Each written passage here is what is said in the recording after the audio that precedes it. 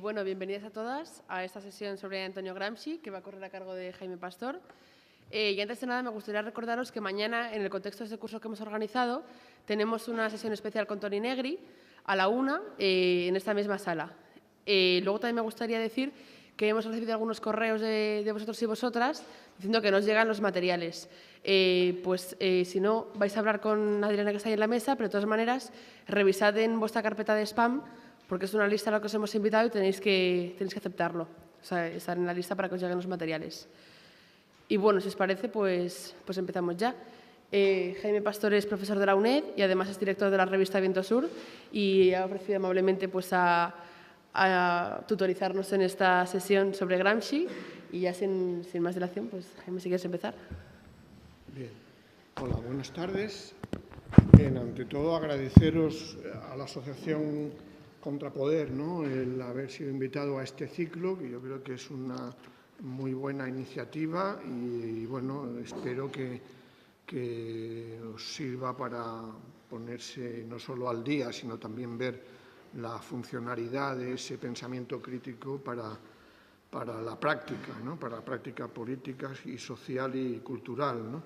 Entonces, bueno, el tema que me toca es bastante complejo y difícil, aunque son términos muy usados ya, ¿no?, que es hablar del pensamiento de Antonio Gramsci, que no llegó a culminar su obra, ¿eh? No podemos decir que haya una obra sistemática, ¿no?, bien comprensible, ¿no?, y eso ha llevado a que la gramsciología pues, se haya ido extendiendo en sucesivos periodos, ¿no?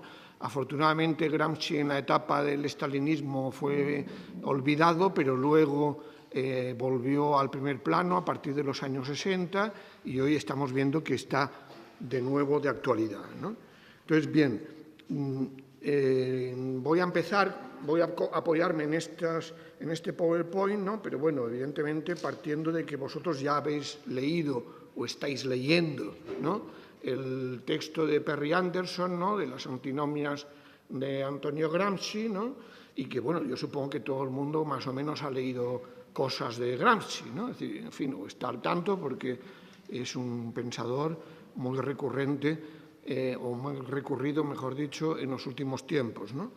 Entonces, bueno, creo que primero hay que empezar por recordar el contexto histórico, ¿no? Es decir, que como veis aquí, claro, Gramsci es un dirigente del Partido Comunista Italiano, bueno, viene del socialismo, se afilia al Partido Comunista, juega un papel dentro de lo que es la revolución de los consejos de 1919-1920 en Italia, bajo el impacto de la Revolución Rusa. Sobre la Revolución Rusa él escribió un libro que llamó La Revolución contra el Capital, ¿no?, en el sentido de que decía, bueno, pues que no se adaptaba a la presunta ortodoxia marxista de que había que esperar a que la revolución se desarrollara en los países capitalistas más avanzados, ¿no?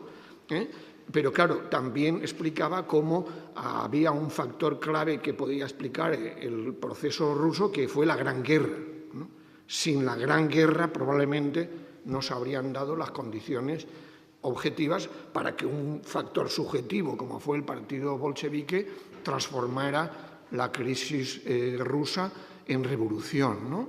Entonces, por eso saludaba la revolución rusa y al mismo tiempo señalaba, de alguna manera, la anomalía que suponía frente al marxismo ortodoxo y al mismo tiempo revalorizaba el papel de Lenin en ese proceso triunfante, ¿no? Pero claro, luego vino la victoria del fascismo, luego hubo el fracaso sobre todo de la Revolución Alemana, ¿no? Es decir, que realmente la Revolución Alemana fue lo que generó esperanzas de extensión de la Revolución Rusa, de no permitir que quedara aislada, y no fue así, y asistimos luego a la victoria del fascismo en Italia y luego al ascenso del nazismo en Alemania, ¿no? En ese marco se habían ido dando debates ya dentro de la Tercera Internacional, había una reorientación dentro de esa Tercera Internacional, que después de lo que se había considerado el periodo de la ofensiva revolucionaria llevaba a considerar que se estaba entrando en otra coyuntura, ¿no? En una coyuntura de relativa recuperación del capitalismo frente a lo que había sido la amenaza de las revoluciones obreras, ¿no? Y en ese marco, desde la Internacional Comunista, se plantea por parte de Lenin, pero también por parte de Trotsky y otros, ¿no?, la necesidad de lo que se llamó la política de Frente Único Obrero, ¿no? Política de Frente Único Obrero que tenía que ir ligada a la lucha por la hegemonía, pero entendida por la lucha por la hegemonía dentro de lo que era el conjunto del movimiento obrero, ¿no? Para que dentro de ese movimiento obrero, pues evidentemente hubiera al mismo tiempo la aspiración a ser hegemónicos en el conjunto de la sociedad. Por lo tanto, el concepto de hegemonía ya estaba usado, como os cuenta también Perry Anderson en el libro, desde prácticamente la última década del siglo XIX, en el debate en el contexto ruso, en el que el proletariado era una minoría numéricamente y se planteaba la necesidad de una alianza con otros sectores de la población, fundamentalmente con el campesinado, ¿no? Entonces, bueno, en ese marco es cuando ya hay, digamos, también un ascenso del estalinismo en la URSS y empieza a haber el giro ultraizquierdista del quinto Congreso, ¿no?, en el que se considera que se está entrando, a partir sobre todo de 1927-28, en otra fase de crisis del capitalismo profunda, y se da un giro frente a la política de Frente Único Obrero anterior, se da un giro que se considera ultraizquierdista por parte de la oposición de izquierdas, que lleva a considerar que, bueno, pues que el fenómeno del fascismo era un fenómeno secundario, lo importante era la lucha contra el capitalismo, y en ese sentido no tenía sentido las políticas de Frente Único con los partidos obreros, ¿no?, los sindicatos, frente a amenaza, ¿no?, y esa amenaza fascista. Y eso va a tener un alto precio en Alemania cuando se califica a la socialdemocracia de socialfascista, por ejemplo, ¿no?, o prácticamente se considera que son lo mismo fascismo y socialdemocracia. Entonces, en ese contexto es en el que hay que entender las reflexiones de Gramsci, ¿no? Entonces, parten sobre todo de 1926-27, desde la cárcel. Ahí hay que recordar eso, que los graves problemas de traducción, porque Gramsci tenía que superar la censura de la cárcel. No tenía libros, de Marx solo tenía un libro, no tenía acceso a la gran material de la literatura marxista, ¿no?, aunque iba pidiendo a sus amigos que le facilitaran libros, ¿no?, y luego tenía que evitar la censura, pues no hablar de proletariado, sino hablar de clases subalternas, no hablar de marxismo, sino hablar de filosofía de la praxis, ¿no? Es decir, no hablar de socialismo o comunismo, esas palabras no aparecen por el problema de la censura, ¿no? Y eso hay que entenderlo. Y además está ese diálogo por supuesto con Maquiavelo, pero también con Croce, que juega un papel importante en su pensamiento, Giovanni Gentile y George Sorel. George Sorel, que es un pensador del anarcosindicalismo de entonces, el sindicalismo revolucionario, mejor dicho, que luego derivará hacia el fascismo, ¿no? Pero claro, él ya ve que hemos entrado en un periodo de relativa estabilidad capitalista, y ahí es donde empieza a distinguir entre Oriente, Occidente y Estados Unidos, ¿no?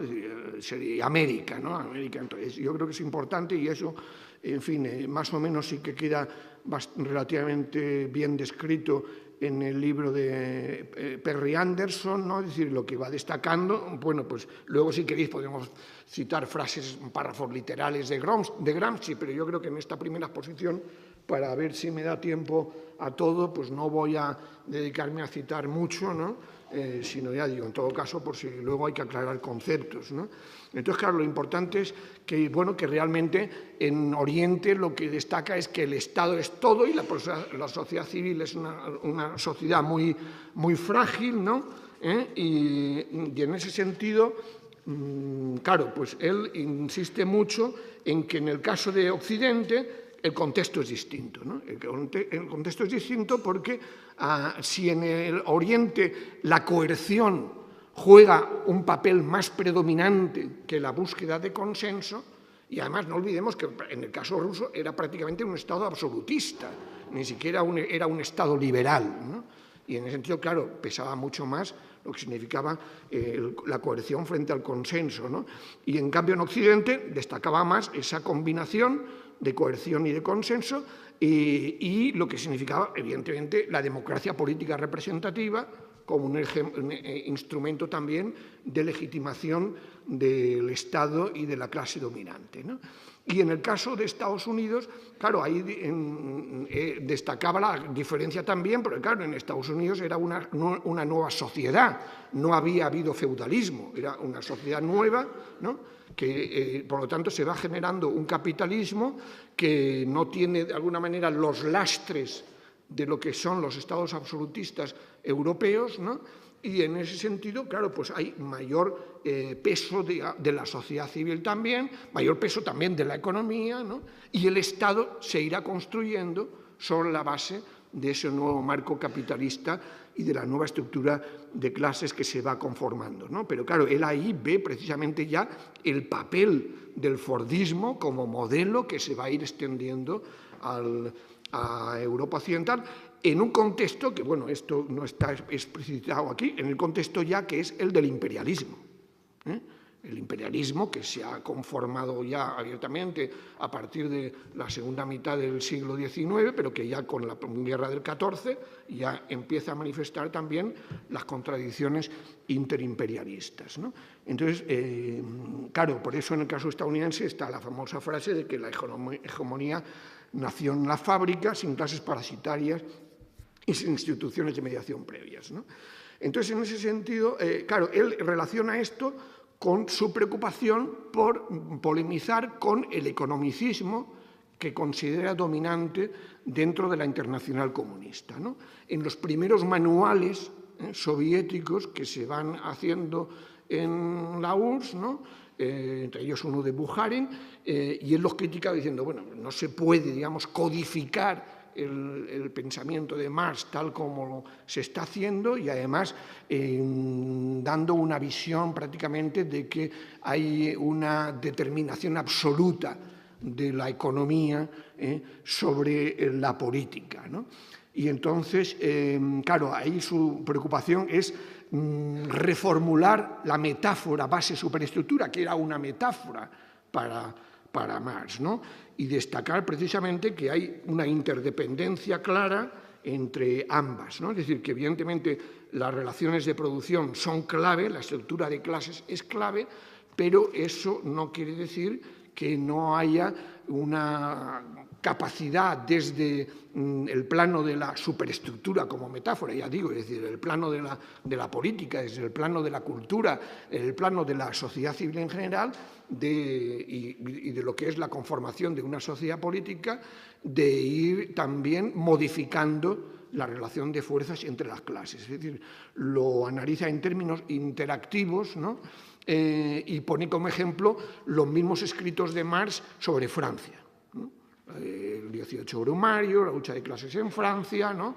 Y luego, pero ya en una etapa distinta, lo que son las lecciones de la Comuna de París. Pero los escritos sobre Francia son los que realmente reflejan esa... También podemos comentar luego sentencias o, vamos, comentarios de textos de Marx en este sentido, en los que realmente, bueno, pues destaca mucho pues, el papel de las costumbres, el papel de la Iglesia, el papel de la escuela, en fin, toda una serie de aparatos, instituciones distintas, ¿no? Y por lo tanto, esperamos siempre, el problema es que, claro, se le conoce más a Gramsci, digamos, como representación del marxismo político, para entendernos. Pero eso no significa que Gramsci no valorara la importancia de la estructura de clases, de las relaciones de producción, ¿no? Y en ese sentido, bueno, yo me remito ahí a uno de los más recientes libros de Peter Thomas, que yo creo que es el más completo que ha salido hasta ahora, que no está en castellano todavía, pero creo que se puede encontrar por internet, ¿no? Y lo importante es que él mismo, por ejemplo, era muy amigo de Piero Sraffa. Piero Sraffa, no sé si os suena, pero era también un economista que ha sido un referente en el debate, por ejemplo, sobre la ley del valor, ¿no? Que le facilitaba libros, ¿no? Y también se pueden ver notas en los escritos de Gramsci. Claro, estamos centrándonos sobre todo en los cuadernos de la cárcel, ¿no? Desde la cárcel, en los que realmente insiste mucho en esa interacción, interdependencia, pero como en última instancia, evidentemente, las relaciones de producción son claves para... es decir, no se puede pensar en una visión culturalista de la hegemonía, como veremos luego, ¿no? Y al mismo tiempo, Gramsci nunca renunciará a la lección que saca de la revolución de 1919-1920, es decir, la revolución de los consejos. Para él, los consejos siguen siendo un referente, ¿no? Un referente de la hipótesis revolucionaria. La hipótesis revolucionaria será aquella que llega a generarse en un contexto de doble poder, de dualidad de poderes, ¿no? Entre el poder establecido y el poder de los consejos, ¿no? Superando, eso sí, y esto, por ejemplo, yo cito ahí a Manuel Sacristán, que supongo que conocéis, que es uno de los principales marxistas de posguerra, que ha destacado mucho esto, ¿no? Es decir, y detrás de esto estaba, pero él asumía eso, pero al mismo tiempo tratando de superar el mismotismo con el modelo ruso, porque, insisto, como digo antes, para él no podía haber modelo ruso, porque había sido una anomalía, ¿no?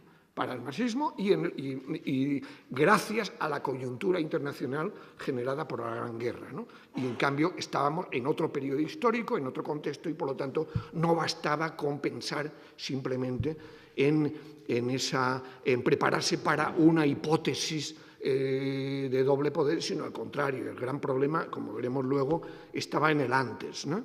Entonces ahí entramos en el apartado ya de cómo a partir de ahí está tratando de ofrecer una visión del Estado más compleja que la clásica, diríamos, ¿no? O la ortodoxa, la presuntamente ortodoxa, ¿no? Es decir, no ver al Estado solo como máquina, solo como aparato coercitivo, digamos, o aparato de fuerza, sino también como aparato de búsqueda de consenso, ¿no? Entonces, ahí os pongo una definición literal, ¿no? Es decir, todo el complejo, para él, por eso habla de Estado pleno o integral, ¿no? Es decir, el Estado más allá de de las instituciones, digamos, estrictamente vinculadas al Estado. Es decir, todo el complejo de actividades prácticas y teóricas con las cuales la clase gobernante no solo justifica y mantiene su dominación, sino que consigue ganar el consentimiento activo de aquellos sobre los cuales gobierna.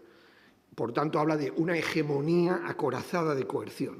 Eso es lo que considera él que se da particularmente en los estados occidentales.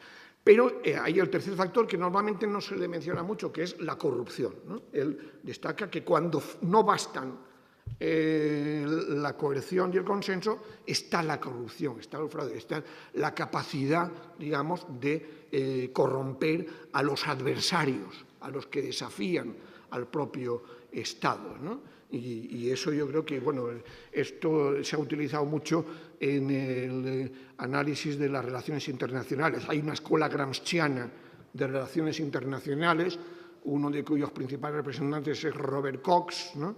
que precisamente analiza, bueno, y el mismo Perry Anderson también se apoya en esto, ¿no? En otros textos, ¿no? Es decir, la relación también dentro del sistema de estados, como también cada estado, los estados hegemónicos, para ganar a otros estados se apoyan en un factor importante que es esa corrupción-fraude, ¿no? Por lo tanto, el poder no se encuentra solo en el Estado, sino que aparece difuminado en muchos centros de la sociedad. Él lo que propone es investigar los aparatos de hegemonía. Los aparatos de hegemonía, y ahí pone como ejemplos los medios de comunicación, la Iglesia. La Iglesia es clave en Italia, la Iglesia católica, ¿no? Él escribe mucho sobre eso. Tenéis un libro de un colega de esta facultad, Rafael Díaz Salazar, que tiene un libro que se llama El proyecto de Gramsci, que precisamente, además de hablar de conceptos básicos que estoy comentando aquí, desarrolla sobre todo los trabajos de Gramsci sobre el papel de la religión católica, ¿no? Como, ahora veremos luego, como construcción del sentido común, ¿no? Bien, y bueno, están la educación, los partidos, sindicatos, claro, luego hay un debate porque luego vendrá Althusser y defenderá la teoría de los aparatos ideológicos de Estado, tesis discutible, digamos, ¿no? Porque, claro, él lo sitúa en esto también en un término que utiliza de forma ambigua, como veis, o de distintas formas, mejor dicho, que es el término sociedad política, ¿no? Es decir, que ahí está, digamos, digamos, movilidad de los términos, ¿no? Y de los conceptos. Es decir, que sitúa estos aparatos ideológicos, pero no se identifica con las instituciones estrictamente estatales, ¿no? Entonces nos movemos dentro de esa idea plena, integral, que va más allá, ya digo, de una definición formal, institucional del Estado. Eso luego también Poulantzas lo retomará en otro sentido distinto, hablando precisamente del Estado como congelación, como expresión, mejor dicho, de la relación de fuerzas entre las clases en función precisamente de esa relación entre lucha de clases y Estado, ¿no? Y, bueno, y hegemonía versus contrahegemonía, ¿no? Entonces, entramos ya en otros conceptos clave que son hegemonía, bloque histórico y sentido común, ¿no? Entonces ahí veis, claro, esto se ha escrito mucho, pero en fin, lo que se plantea fundamentalmente es que, bueno, también ahí hay muchos que han escrito sobre esto, y yo no pretendo dar una definición ortodoxa, porque no la hay, ¿no? Es decir, sino que es una interpretación, pero podéis tener también a Althusser, ¿no? Althusser también ha hecho una lectura crítica del concepto de hegemonía de Gramsci, ¿no? Pero entrando en lo que dice, pues la hegemonía es eso, es cómo constituirse en grupo dirigente de las clases aliadas para poder ser luego dominante sobre las clases adversarias. Esa es la condición para construir un bloque histórico nuevo. Ese bloque histórico nuevo sí que implica la transformación de la estructura y las superestructuras. Es decir, que a partir de lo anterior, el Estado pleno integral, de alguna manera, es el que se sitúa en el marco de lo que es el bloque histórico dominante, ¿no? Entonces, frente a ese bloque histórico dominante, lo que se plantea es la necesidad de una estrategia alternativa que busque construir lo que nosotros ahora normalmente hablamos contrahegemonía, ¿no? Para ser más claros que Gramsci, ¿no? Y que eso significa construir otro bloque histórico. Pero ahí es donde queda muy claro que él relaciona estructura y superestructura, ¿no? Es decir, que no se trata solo de conquistar la hegemonía en la superestructura, en el plano discursivo o en el plano cultural, si eso no tiene efecto en las relaciones de clases, ¿no? En un sentido contrahegemónico, ¿no? Ahí, claro, como no hay mucho uso del término, prácticamente, del término clase obrera, claro, él emplea el término de clases subalternas, ¿no? Clases subalternas, ¿cuáles son? Pues claro, el conjunto de las clases que se encuentran en relación o oposición con la clase dominante, ¿no? Entonces, claro, también hay un texto reciente que, por cierto, para hacer publicidad, acabamos de sacar en la web de Viento Sur, .info, de uno de los estudiosos de Gramsci sobre las clases subalternas, ¿no? Ahí podéis ver un poco cómo él matiza incluso de Liguori, es Guido Liguori, matiza artículos suyos anteriores sobre el concepto de clase subalterna. Es decir, la clase subalterna sería el proletariado industrial, pero no solo. Sería el campesinado, en el caso italiano, y serían otros sectores, digamos, incluso marginales que puedan existir, ¿no? Lo importante es que, y ahí hay escritos también interesantes, la relación entre espontaneidad y dirección consciente. Es decir, que él analiza las clases subalternas en el sentido de que son subalternas de la clase dominante, pero eso no quiere decir que no haya siempre elementos potenciales de resistencia, no haya elementos, digamos, invisibles de luchas, ¿no? de boicot, ¿no? Esto, por ejemplo, hay un estudioso contemporáneo, James Scott, que estaría más próximo al anarquismo, ¿no? Pero que destaca mucho eso, ¿no? Es decir, las resistencias larvadas no visibles, ¿no? Entonces, Gramsci insiste mucho en esto también, la necesidad de que los intelectuales orgánicos de la clase obrera, que luego veremos, se esfuercen en buscar, ¿no? los elementos de potencial desafío hegemónico, ¿no? Es decir, de potencial desafío hegemónico de la clase dominante por parte de esas clases subalternas, para que de ser subalternas pasen a ser autónomas, ¿no? Pasan a ser alternativas a la clase dominante, ¿no? Entonces, es otra idea buena a asumir. Luego, claro, insiste en la necesidad de introducir mecanismos de dirección de clase, no solo política, sino también moral e intelectual en la sociedad civil. Por lo tanto, ahí vemos siempre, ya digo, dentro de la complejidad y de la dificultad de descifrar y de sistematizar la lectura de sus cuadernos, esa preocupación conjunta de unir cultura, ética, política y economía. Porque eso sí, él desde el principio dejaba claro que, evidentemente, la necesidad de criticar la separación liberal entre economía y política, ¿no? Y que había que hablar de economía política, ¿no?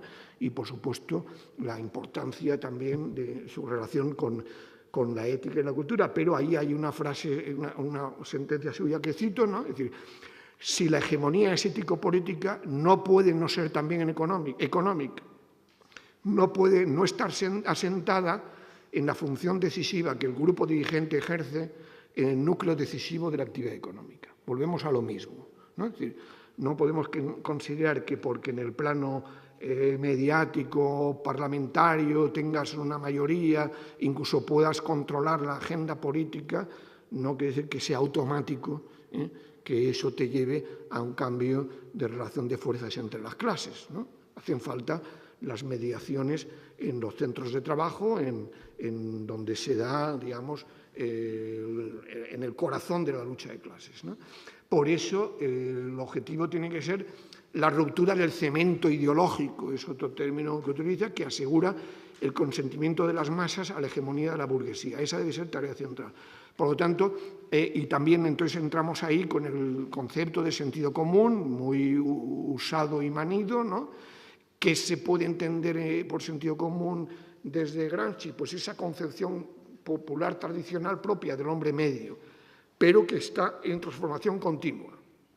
Y ahí es donde existe en el ejemplo de la religión, y cómo la religión católica en Italia es un instrumento, vamos, a través de la Iglesia, es una institución clave de esa hegemonía, pero al mismo tiempo destaca cómo se está también desarrollando lucha de clases dentro de la Iglesia, ¿no? También hay una religión popular que puede ser alternativa a esa religión, digamos, asociada con los valores de la clase dominante, ¿no? Frente a ese sentido común, apuesta por el buen sentido, ¿no? El buen sentido que sería ese elemento crítico respecto a las cristalizaciones y dogmatizaciones del sentido común. Necesidad, por tanto, de luchar por un nuevo sentido común, a través de un bloque intelectual y moral anticonformista y transformador.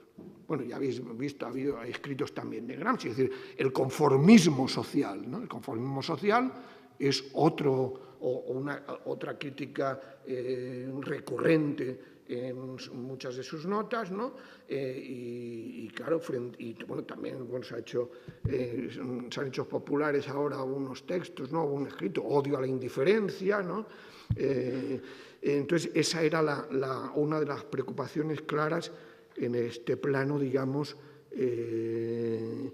ético, político, cultural, ¿no? Entonces, entrando ya en el terreno de la estrategia, pues claro, ahí ya entramos en cómo precisamente de las lecciones de la imposibilidad de seguir un modelo ruso y de las especificidades de Occidente y del periodo político, económico en el que se estaba, no olvidemos que él está bajo el fascismo italiano, ¿no? Entonces, en ese contexto es el que distingue, insiste en la necesidad de utilizar las metáforas que no eran nuevas en él, ¿no? Es decir, que evidentemente eso había sido ya utilizado dentro de la socialdemocracia, ¿no? Kautsky frente a Rosa Luxemburgo, ¿no? Es decir, Kautsky insistiendo en la guerra de desgaste solo, pensando en que, bueno, pues que si había gran guerra, luego la revolución llegaría de forma más o menos automática, ¿no? Frente a eso, Rosa Luxemburgo dice, no, guerra de desgaste sí, pero hay que preparar la huelga general revolucionaria de masas, ¿no? Para transformar, para dar el salto a la guerra de movimiento, ¿no? Él retoma esos debates, ¿no? y insiste en la necesidad de la guerra de posiciones, ¿no?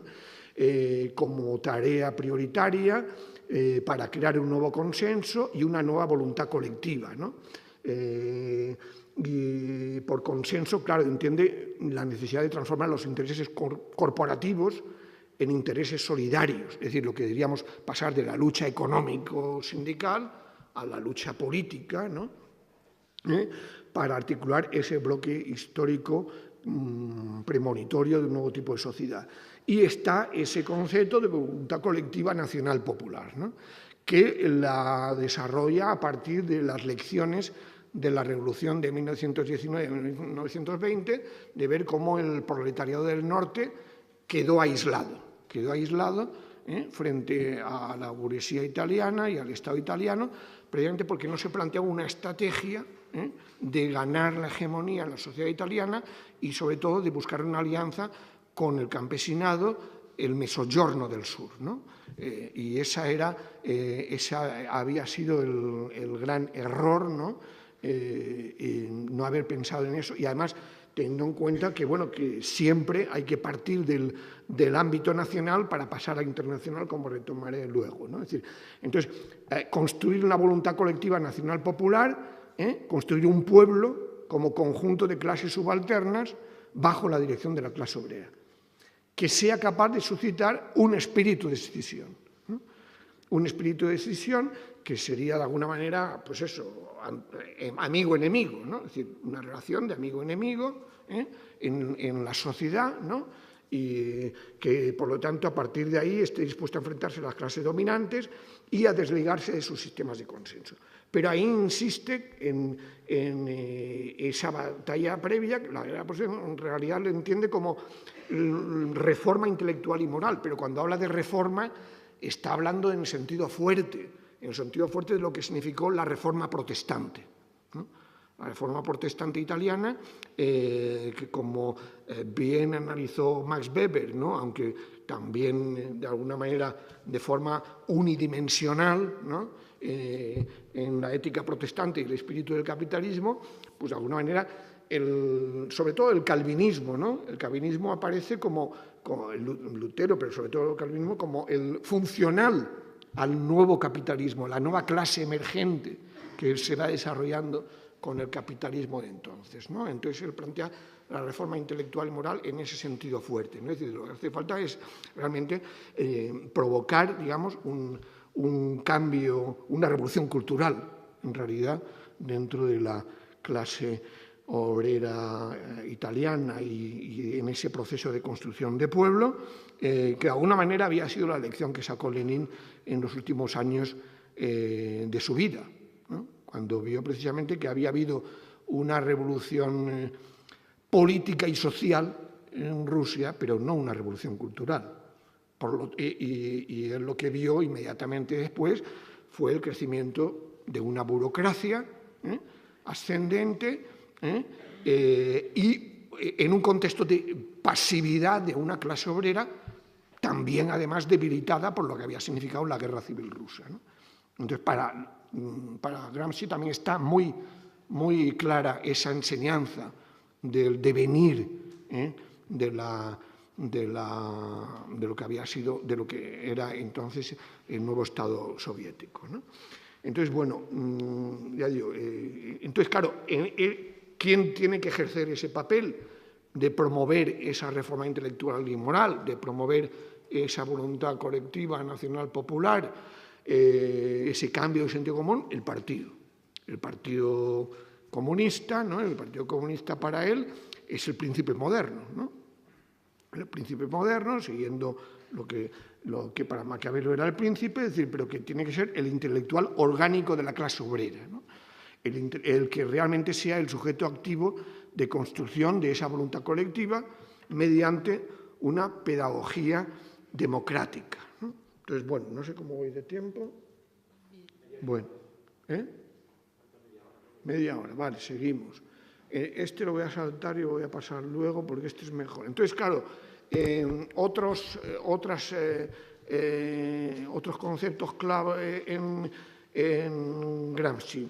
Claro, él, a partir de todo lo anterior, luego dice, bueno, tenemos que analizar con qué tipos de crisis nos podemos encontrar bajo el capitalismo, ¿no? Entonces, bueno, él distingue entre crisis orgánica, ¿no? Crisis coyuntural y crisis histórica, ¿no? Se puede encontrar en sus escritos, ¿no? Crisis orgánica sería cuando realmente hay condiciones para la desagregación del bloque histórico dominante y, al mismo tiempo, un desafío organizado de las clases subalternas, ¿no? Ahí nos encontraríamos con una crisis orgánica del Estado, de ese Estado pleno o integral, ¿no? Y bueno, luego hablaremos en ese contexto, ¿no? Distintas salidas. Ahí están los monstruos, los cesarismos, que comentaremos luego también, ¿no? Y crisis coyuntural, que sería más una crisis de gobierno, o incluso, claro, por ejemplo, en el caso español pues tenemos una cosa intermedia, ¿no? No es una crisis de Estado, tampoco es una crisis de gobierno, hablamos de crisis de régimen, ¿no? Que sería una situación intermedia, ¿no? Entre ambas, ¿no? Y otra cosa ya mucho más profundo es una crisis histórica del capitalismo, que claro, en términos amplios de la palabra, no sirve de nada deducir de una crisis histórica del capitalismo que por ello se dé una crisis orgánica del capitalismo, que es lo que considera el error en la Tercera Internacional del Quinto Congreso, ¿no? Es decir, cuando realmente de una crisis del capitalismo, de lo que significa la crisis de 1929, el periodo que se abre, que ya a partir de ahí pues ya la revolución está al orden del día en todas partes, ¿no? Entonces yo creo que esas distinciones son importantes, ¿no? Y lo importante es que, claro, sobre todo en las crisis orgánicas se puede dar, o en las de régimen, se puede dar ese equilibrio de fuerzas de perspectivas catastróficas, ¿no? Es decir, entonces es cuando se pueden dar los monstruos o los cesarismos, ¿no? El cesarismos es un concepto muy importante también para Gramsci, porque lo aplica mucho, pues claro, pues para él Napoleón I fue un cesarismo progresista, Napoleón III fue un cesarismo regresivo, ¿no? El primero es, de alguna manera, el que responde es el termidor, eso sí, de la Revolución Francesa, pero en un contexto, digamos, progresista, ¿no?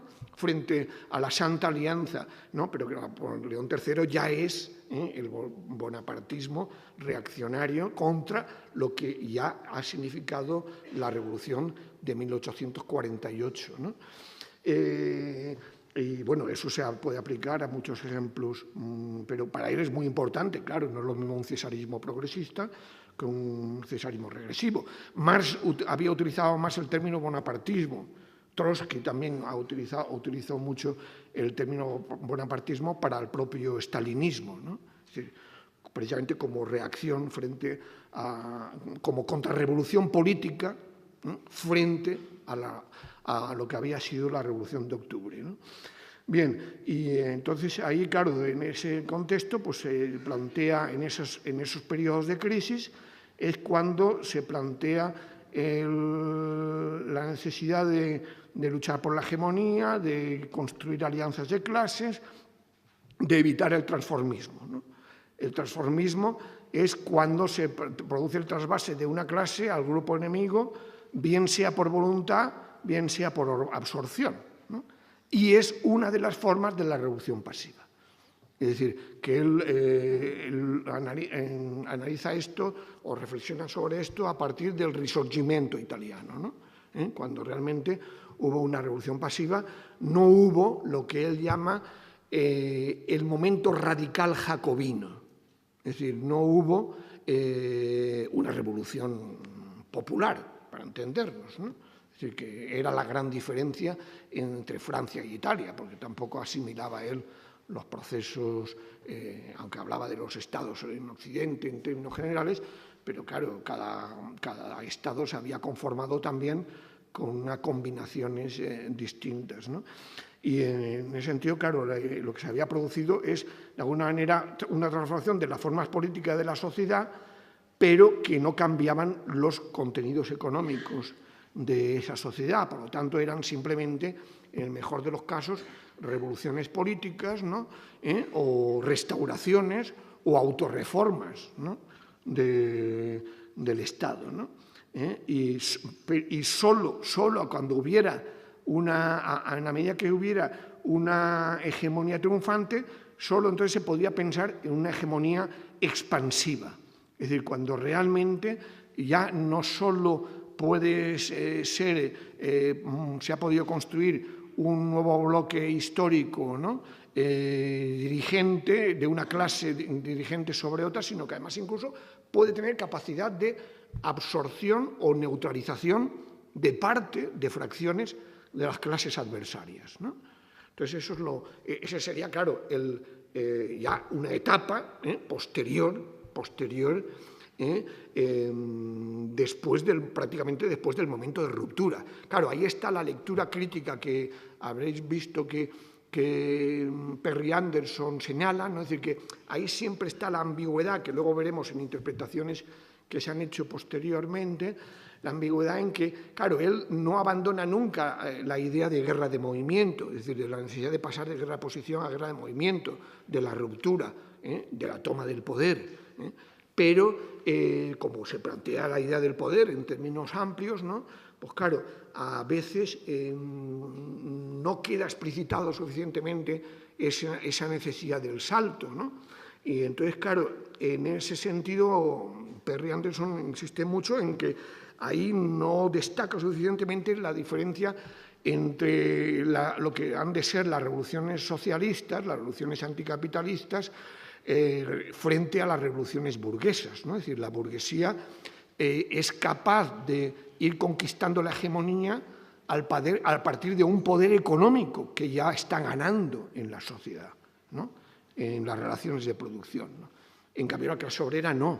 La clase obrera, como máximo, en esa etapa, bueno, pues podía tener un movimiento cooperativo, podía tener unos sindicatos potentes, pero no, desde luego, tener una capacidad de control de los sectores estratégicos de la economía previamente a la toma del poder, ¿no? Entonces, hay un margen de interpretación, digamos, posible, discutible, de lo que entendía Gramsci, pero lo que es evidente que él además teniendo en cuenta en las condiciones de autocensura en las que se encontraba, pues también es comprensible estas ambigüedades, ¿no?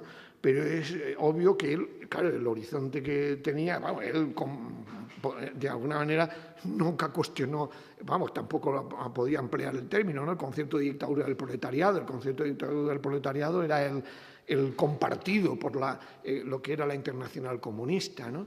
Entonces, claro, ya digo, dictadura del proletariado en el sentido socioeconómico, ¿no? Pero él entendía que obviamente eso debería ser después. Y por eso, claro, tampoco habla de socialismo, comunismo, habla de sociedad regulada, ¿no? El horizonte de esa lucha por la hegemonía, de esa construcción de una hegemonía expansiva, del paso de la guerra de posiciones a la guerra de movimiento, tiene que ser la construcción de una sociedad regulada en la cual el Estado también se vaya conformando en lo que él llama, y eso no lo he puesto ahí, pero digamos, el Estado guardián nocturno, diríamos, ¿no? Es decir, el Estado que también se va autolimitando, que va reduciendo de alguna manera gradualmente sus funciones para que la propia sociedad se vaya dotando de ellas, lo que llamaríamos una sociedad autogestionada, diríamos, ¿no? Bueno, entonces paso... Bueno, sí, antes había otra... A ver, ahora ya cómo lo hago. Sí. No, otra atrás. Sí, entonces, a ver, no. Sí, esto me había saltado antes. Bueno, y él también, otra parte interesante, claro, que liga con lo que yo decía, a pesar de las ambigüedades, él hablaba de que hay distintas fases en las relaciones de fuerzas, ¿no? La de las relaciones de fuerzas sociales objetivas, la de las relaciones de fuerzas políticas, es decir, que significa ahí valorar el grado de homogeneidad, autoconciencia y organización de los distintos grupos sociales, ¿no? Y el factor internacional o geopolítico es muy importante, ¿no? Es decir, él precisamente a partir de la lección que había sacado del por qué triunfó la Revolución Rusa, insistía en una parte de sus escritos en el lugar geopolítico de cada sociedad, de cada Estado, ¿no? Es decir, no es lo mismo, el factor geopolítico era importante tenerlo en cuenta también, ¿no? Y luego, claro, lo importante es que en esa relación de fuerzas se pasara del nivel económico corporativo al de la solidaridad de intereses y al de una conciencia ético-política de clase.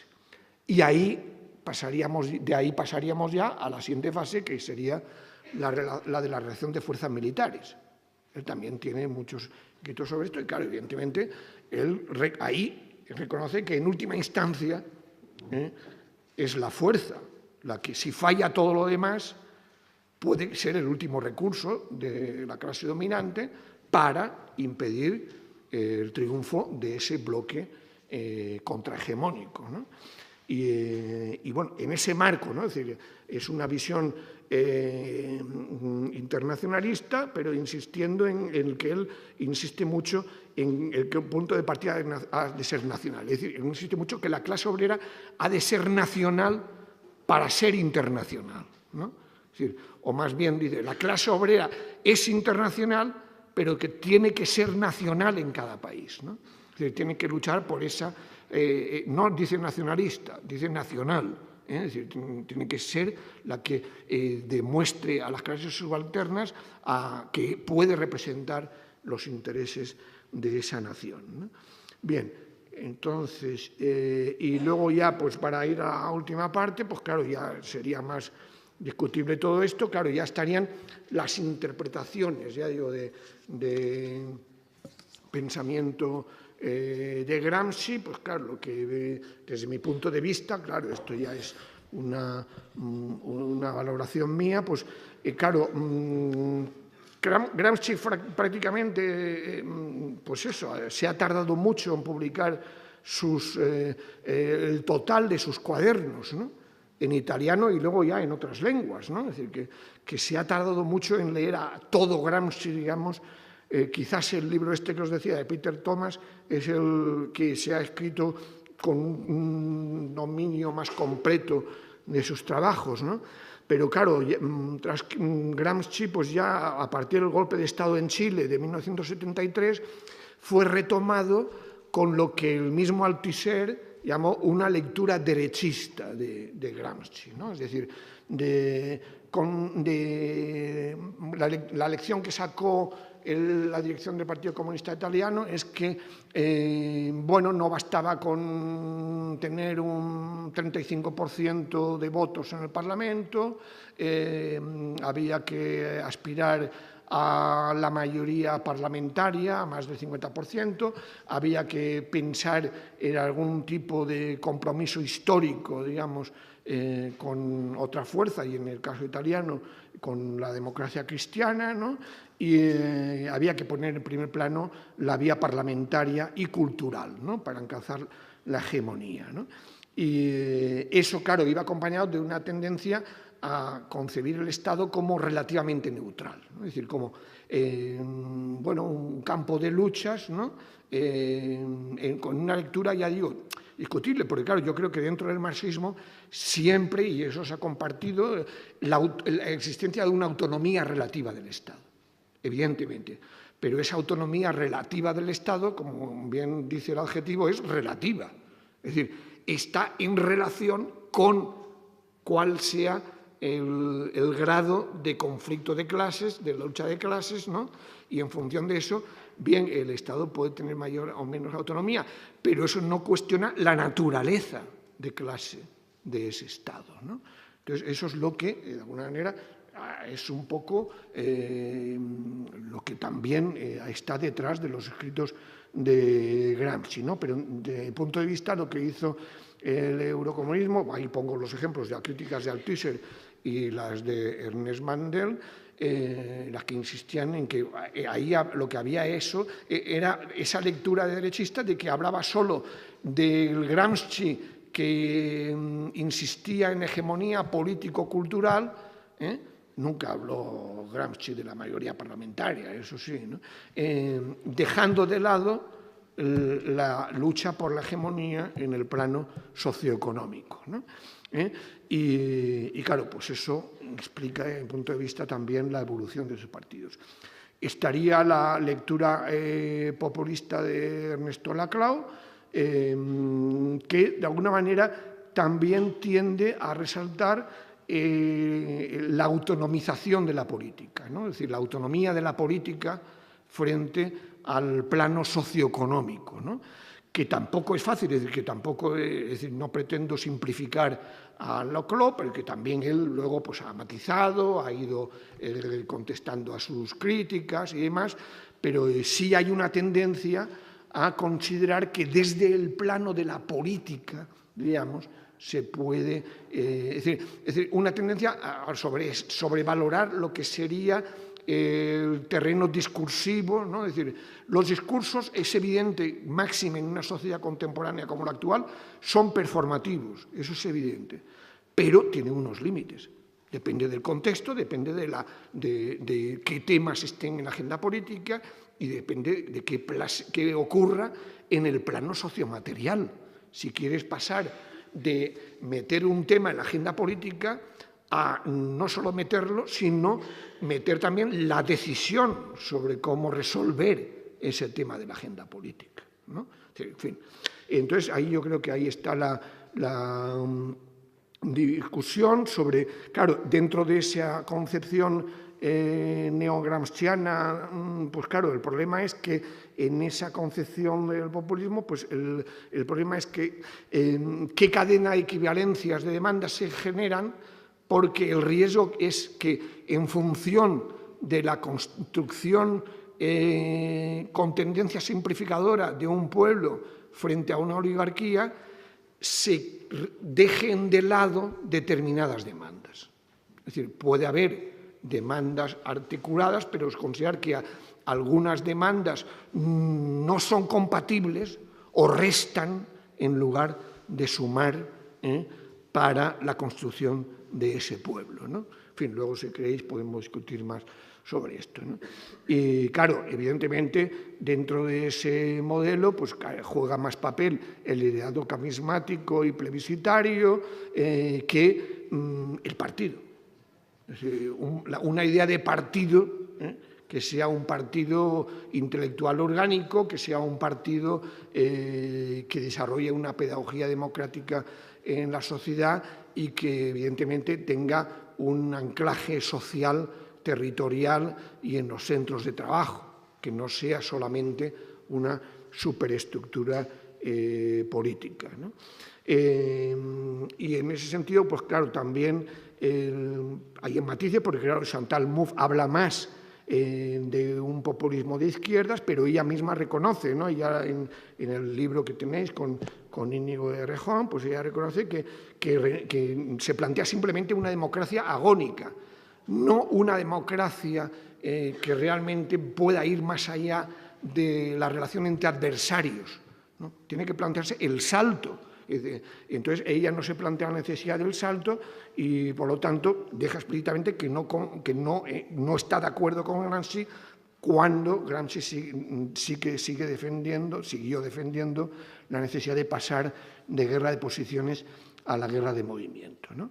Bien, luego hay otras lecturas, ¿no? Es decir, la lectura culturalista también fue una lectura culturalista que se puso de moda a partir sobre todo del 68, ¿no? Es decir, después del 68, bueno, pues sirvió también para lo que incluso en el mundo académico, ¿no? En el mundo anglosajón, sobre todo, ¿no? Los estudios culturales y subalternos, que han aportado enormemente en el plano de, bueno, los estudios subalternos, ¿no? Pues tenéis enormes trabajos. Bueno, evidentemente, Eduard Said, por ejemplo. Eduard Said es un referente de los estudios subalternos, de alguna manera reclamándose de lo que, también de una lectura gramsciana. En el caso británico, en las cuestiones de la lucha contra el racismo también, ¿no? Incluso en las críticas desde estos estudios culturalistas a lo que significó la revolución pasiva de Margaret Thatcher, ¿no? Es decir, ahí, claro, siempre se ha dicho que Margaret Thatcher, en cierto modo, practicó un gramscismo de derechas, ¿no? Es decir, que realmente hizo ese discurso performativo de que la sociedad no existe, solo existen los individuos, ¿no? La culpabilización de los parados, de los migrantes, etcétera, ¿no? Es decir, el individualismo posesivo, que es muy viejo, pero que ella lo cultivó en un contexto de derrota de la clase obrera, ¿no? Entonces yo creo que pero claro, el problema es la mayoría de estos estudios que tuvieron la tendencia a subestimar la fractura social, es decir, la cuestión social. Es decir, pusieron por encima, esto también desde el feminismo lo ha criticado Nancy Fraser, ¿no? Nancy Fraser ha destacado mucho el papel del feminismo post-68ista, pero como luego no, se quedó en el plano, digamos, cultural, ¿no?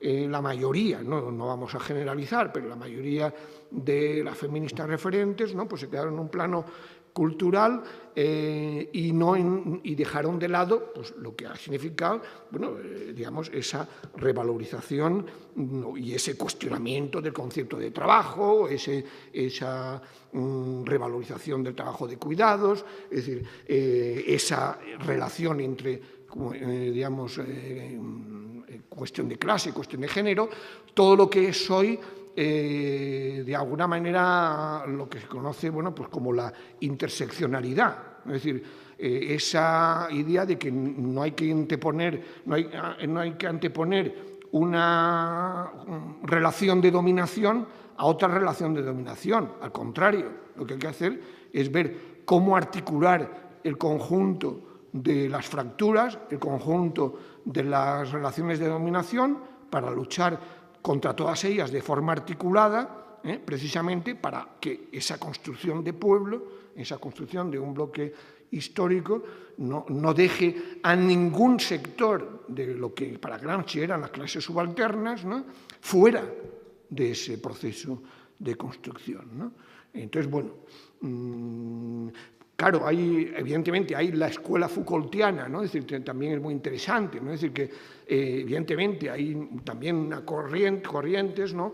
Incluso últimamente, pues mismo Laval y Dardot, ¿no? Que también proponen cierta fusión, diríamos, de Marx, Gramsci, Foucault, ¿no? Es decir, lo que significa la aportación de Foucault en la crítica del biopoder, de la biopolítica, pero ya digo, no poniendo la crítica de la economía política del capital a la crítica del heteropatriarcado, a la crítica, por supuesto, de la depredación ecológica, ¿no?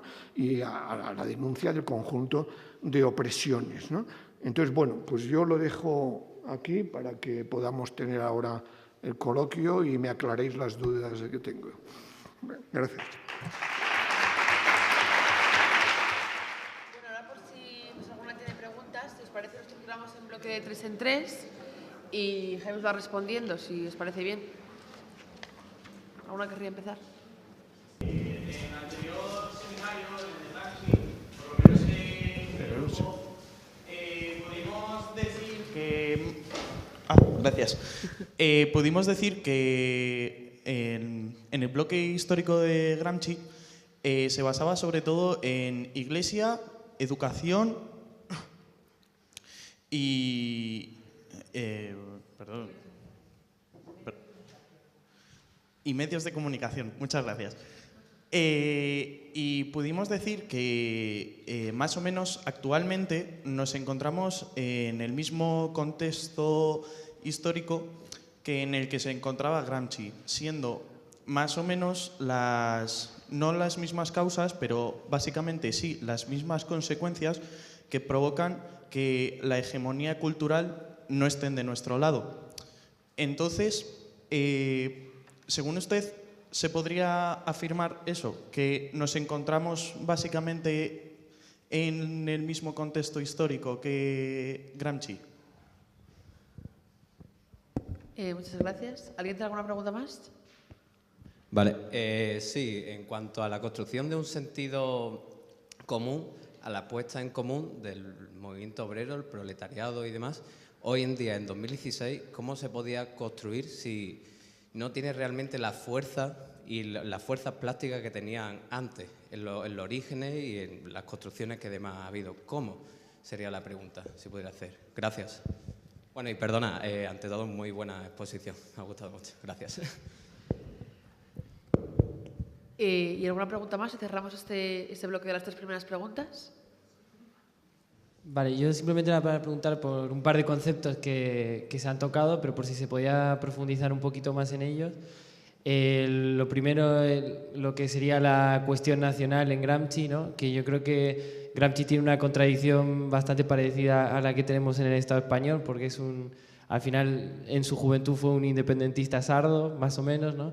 Y bueno, y al final acaba haciendo toda esa teoría sobre la cuestión nacional y tal, y creo que es interesante hablar sobre ello, si podías profundizar un poco más. Y luego sobre el concepto de ideología, que no está explícitamente en Gramsci, pero que yo entiendo que Althusser y luego Lacan y toda la gente que ha escrito sobre ese tipo de cosas las ha escrito también pensando en muchas de las aportaciones de Gramsci, ¿no? De qué es la representación del mundo, si es lo que dice Marx, si está dado la vuelta o si no, si puedes hablar de todo eso, que sería muy interesante. Y nada, muchas gracias por la ponencia, que ha sido muy buena. Espectacular. Bueno, pues a ver si puedo responder. Y no me llaméis de usted, pues soy viejo, pero somos aquí, esperemos tener una relación más horizontal, ¿no? E intergeneracional. Bueno, claro, la comparación con el periodo actual, hombre, claro, es que los contextos son muy distintos, ¿no? Es decir, que una primera gran diferencia es que, a pesar de que en aquel tiempo existía el fascismo italiano, se habían producido una derrota del movimiento obrero, el horizonte en el que se seguía reconociendo la clase obrera de entonces era un horizonte comunista, para entendernos, digamos, o socialista. Es decir, que no olvidemos que los años 30 son los años de confrontación entre fascismo y comunismo, ¿no? Entonces, eso ya es una diferencia de contexto radical, ¿no? Porque el contexto actual, como no he escrito yo, pero vamos, como se ha escrito por parte de mucha gente, ese horizonte utópico no existe.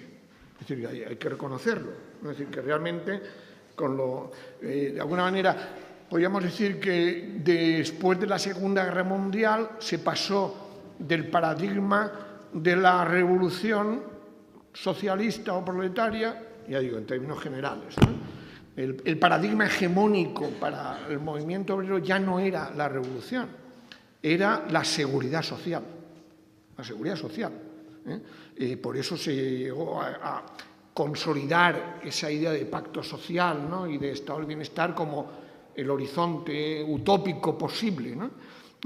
Y luego, a partir de 2008, hemos entrado en la defensa del paradigma de la seguridad social. Ese es el problema, es decir, que el primer problema es el contexto, ya digo, es muy distinto, ¿no? Y en ese sentido es verdad que es peor. Pero al mismo tiempo podemos decir que el capitalismo de hoy tampoco promete ningún horizonte utópico. Es decir, el capitalismo de hoy solo puede, digamos, prometer, bueno, yo irónicamente en un artículo reciente, solo puede prometer paraísos fiscales, ¿no? Es decir, que, veamos, es decir, solo puede prometer que te quedes como estás, ¿no? Que te quedes como estás y que, bueno, hay un colega, ¿no?, que habla del modelo Zara Caritas, ¿no? Es decir, por un lado, grandes multinacionales sobreexplotadoras y tal, y por otro lado, Caritas para consolar a los más marginados del sistema. Es decir, que también el capitalismo hoy se encuentra con un déficit de legitimidad creciente, ¿no? Entonces, ya digo, bueno, no me quiero enrollar, pero el problema es ese, ya es que la pregunta da para mucho, ¿no? Es decir, que nos encontramos en esa contradicción, es decir, no hay un horizonte utópico más allá de la defensa de lo que se está perdiendo, pero tampoco el capitalismo puede puede ganar más legitimidad en el futuro en términos, digamos, de consentimiento. Es decir, puede lograrlo en lo que estamos viendo en Europa, es decir, digamos, en un nacionalismo proteccionista, xenófobo, es decir, de contentar a una parte de las clases subalternas autóctonas, ¿no?, en detrimento de las que vienen de otras partes, ¿no? Entonces, bueno, pero bueno, como la cosa estaba en el plano cultural, pero claro, ya digo, en el plano cultural no es tan difícil cuestionar, es decir, que hoy no se puede decir que tenga adhesión activa el discurso del capitalismo, no hay una adhesión activa, lo que hay es, digamos, legitimidad por falta de alternativas, ¿no? Es decir, ese es el gran problema. El gran problema es demostrar que hay alternativas. Es decir, que ese discurso del TINA que había antes de 2008 se puede cuestionar, ¿no? Y por lo menos sí hay alternativas de ruptura con este capitalismo neoliberal. Por lo menos este capitalismo ultra neoliberal u ordoliberal bajo la hegemonía del capitalismo renano, ¿no?, pues evidentemente puede ser cuestionado, ¿no? Entonces, en ese sentido yo creo que sí hay ideas de sentido común que sí están penetrando en la gente.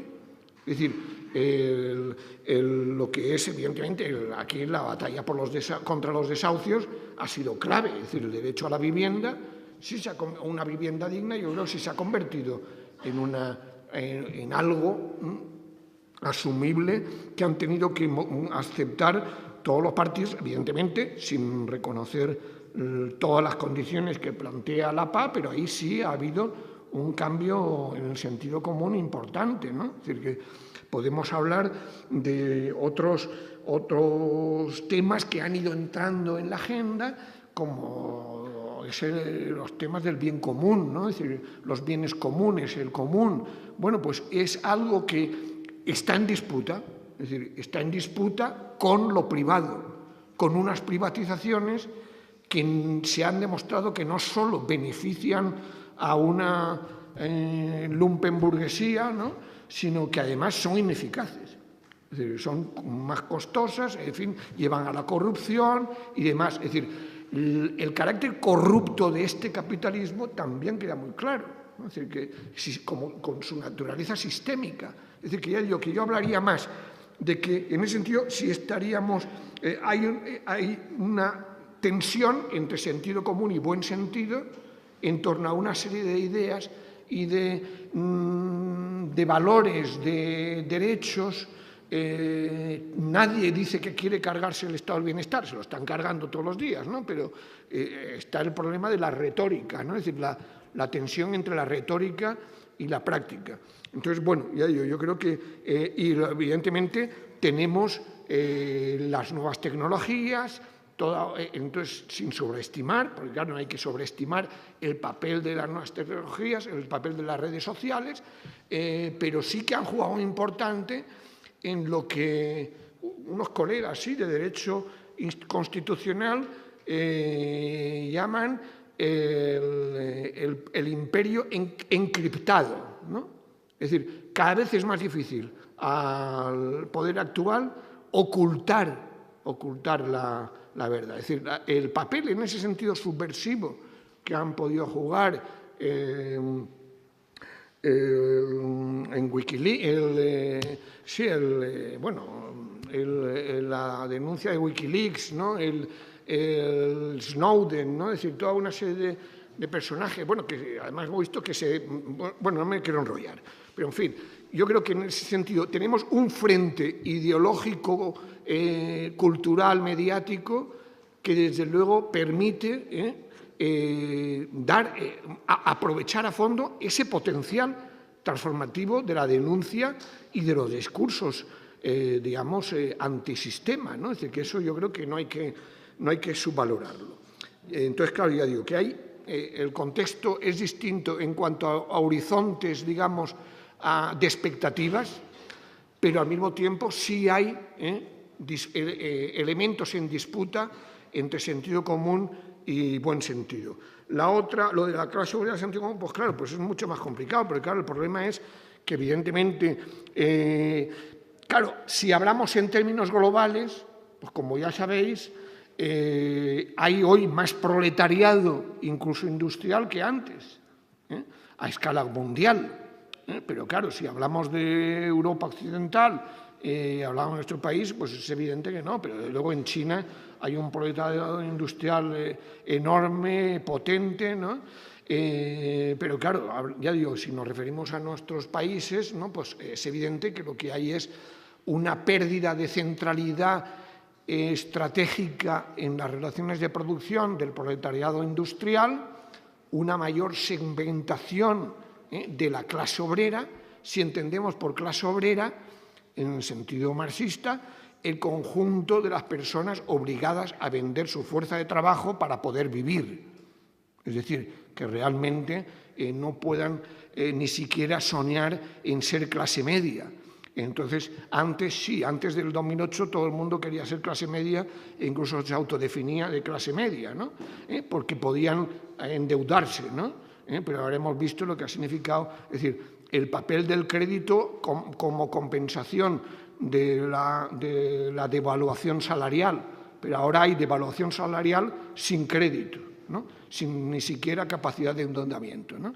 Entonces, claro, el problema es, claro, que para construir, el problema es que hay que construir la lucha económico-corporativa de la que hablaba Gramsci, ¿no? Es decir, la lucha sindical, es decir, hace falta un nuevo sindicalismo. Entonces, lo que tenemos hoy, experiencias como la PA, claro, que ha sido un sindicalismo social de base territorial, ¿no?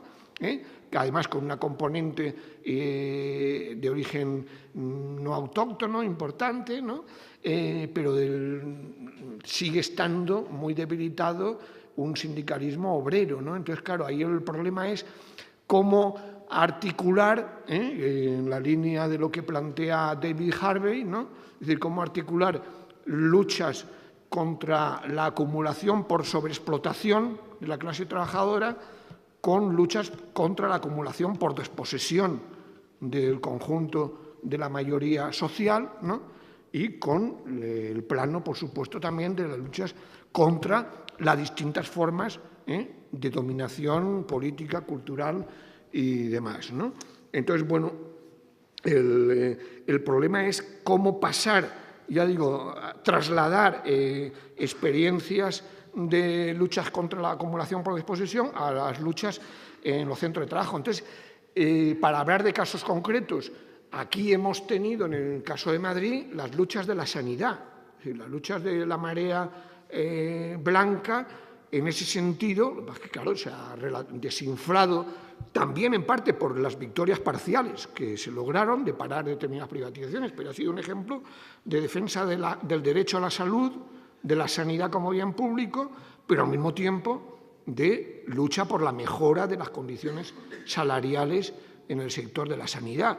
Bueno, pues esas son vías que hay que plantearse en el futuro, ¿no? Pero evidentemente yo no tengo la receta, ¿no? Y el problema es cómo ya digo, cómo pasar, cómo tienen que hacer que pasen los sindicatos, como dicen los anglosajones, del dancing al boxing, ¿no? Es decir, bailaban en la etapa del neocorporativismo competitivo, ahora hay que ese neocorporativismo competitivo, además, es inviable, ¿no?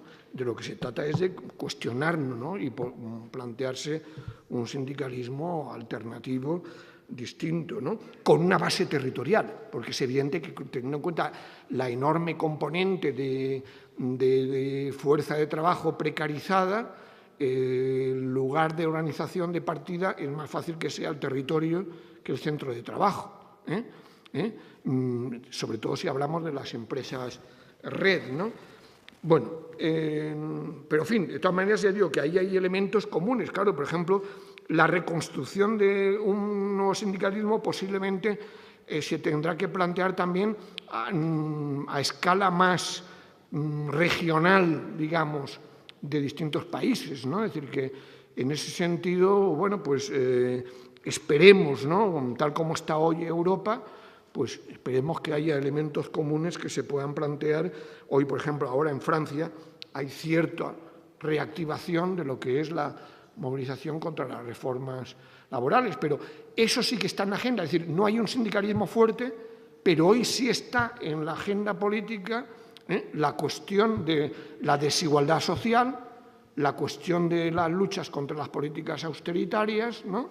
Y la denuncia clara de que en lo único que están de acuerdo las distintas fracciones del capital es en que van a seguir la devaluación salarial y el empeoramiento de las relaciones laborales, ¿no?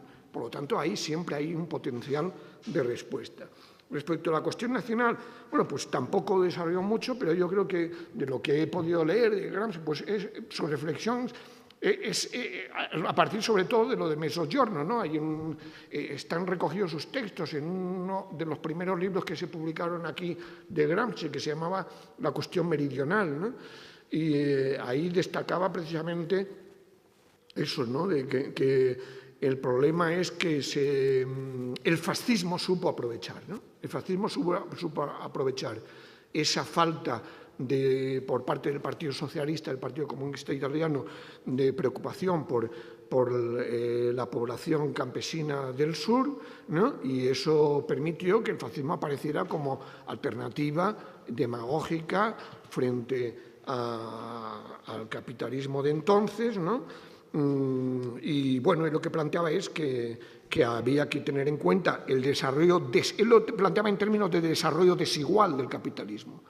Hay que tener en cuenta que en cada país hay que tener en cuenta el desarrollo desigual del capitalismo que se genera para ver qué estructura de clases diferenciadas se da, para ver dónde están las clases subalternas y para ver cómo unificarlas en torno a una voluntad colectiva nacional popular que bueno, que evidentemente, claro, tenía que ver con una respuesta alternativa al proceso que había significado el Risorgimento como vía de construcción de la unidad italiana, ¿no?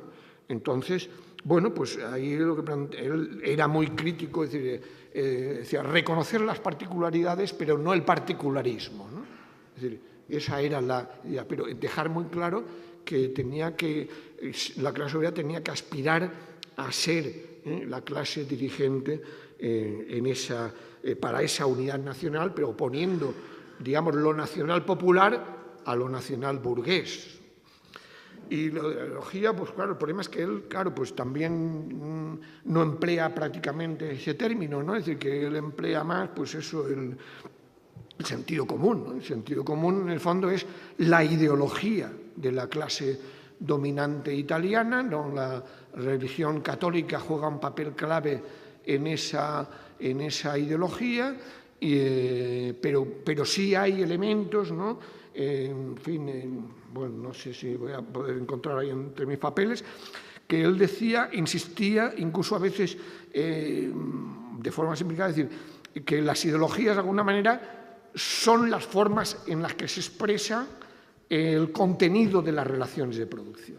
Es decir, que a veces insistía en que esto no era mecánico, no era mecanicista, pero no se podía separar, ¿no? Es decir, las ideologías tenían que ver con, en función de quiénes las empleaban, qué tipo de ideologías eran, con las relaciones de clase en cada país, ¿no? Eso es lo que te puedo decir.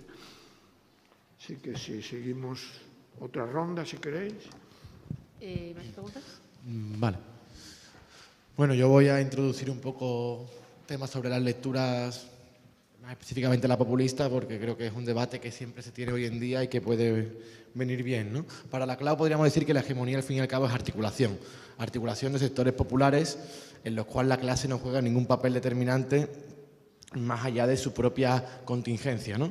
Y entonces, por lo tanto, la esfera económica es una esfera más con un poder relativo, para nunca con un peso determinado o absoluto, sino simplemente una esfera más que en un momento tendrá más peso y en otros menos, ¿no? En Gramsci, sin embargo, la superestructura mantiene una estructura, ¿no?, económica que sostiene y que legitima, de alguna forma. Hoy vemos, sin embargo, que dentro de las batallas culturales hay ciertas resistencias, pero sí que el capitalismo no tiene ninguna dificultad a la hora de integrar ciertos aspectos que formaban parte de una contrahegemonía para seguir manteniendo su hegemonía intacta, ¿no?, como en el capitalismo rosa o en el capitalismo verde, ¿no?, que hemos estudiado tantas veces. Sin embargo, en la economía pues podemos ver cómo Grecia ha sucumbido por mucha correlación de fuerzas subjetivas que pudieran mantener frente a la legitimidad de la troika. Entonces, mis preguntas son: ¿qué límites tiene la concepción populista de democracia radical dentro de lo que sería una estrategia socialista? ¿Qué límites tendría una estrategia, o sea, qué límites tendría la concepción populista de democracia radical dentro de lo que sería una estrategia socialista, cogiendo las palabras del título del libro de la Claude Mouffe? ¿Y en qué términos es posible pensar una guerra de movimientos a día de hoy, teniendo en cuenta la increíble correlación de fuerzas desfavorable que mantenemos y el capitalismo articulado internacionalmente, desorganizado pero articulado internacionalmente y por lo tanto imposible de operar en una ruptura económica en un Estado-nación, ¿no? Muchas gracias. El compañero de ahí.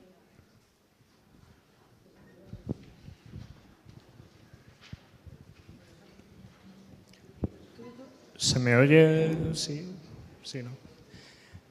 Muchas gracias por la intervención, que creo que ha sido magnífica.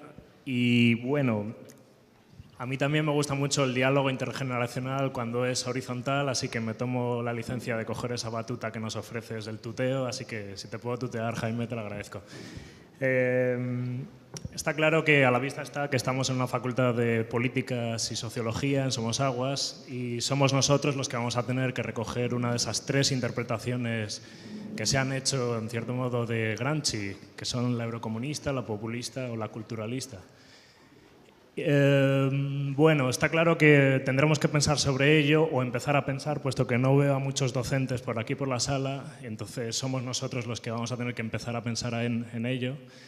Y bueno, yo me admito el primero con bastante ignorancia con respecto a Gramsci. Has hablado de un concepto que me ha llamado la atención, que es el que tiene Gramsci acerca del Estado. Tiene una visión plena del Estado e integral.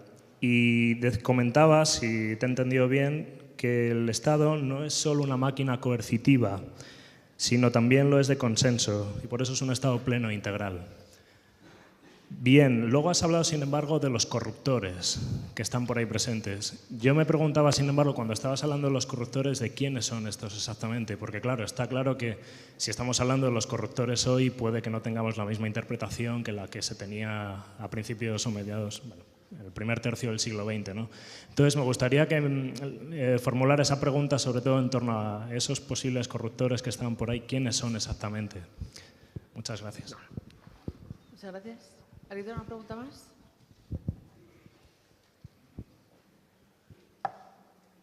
¿Nadie? Vale. Bueno, pues a ver, No, lo que has planteado, claro, yo creo que el problema es, digamos, yo creo que el populismo, como mismo Ernesto Laclau dice, es un método, ¿no? Es un método, es decir, que es un método de construcción de pueblo adaptado a cada contexto histórico, ¿no? De pueblo versus oligarquía, y en ese sentido es funcional y puede estar, digamos, hegemonizado por distintos discursos, ¿no? Es decir, que todo el mundo hoy habla de populismos de derechas y populismos de izquierdas, ¿no? Lo que pasa es que es verdad que Laclau prácticamente desde el año 78, ¿no? Es decir, yo recuerdo el primer texto sobre populismo suyo que yo recuerdo fue desde el año 78.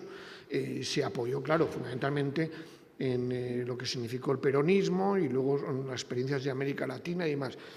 Entonces, bueno, pues yo creo que evidentemente se ha demostrado funcional para derrocar a oligarquías, ¿no? Es decir, que es evidente que ha sido un método de construcción de pueblo con discursos relativamente simples, ¿no?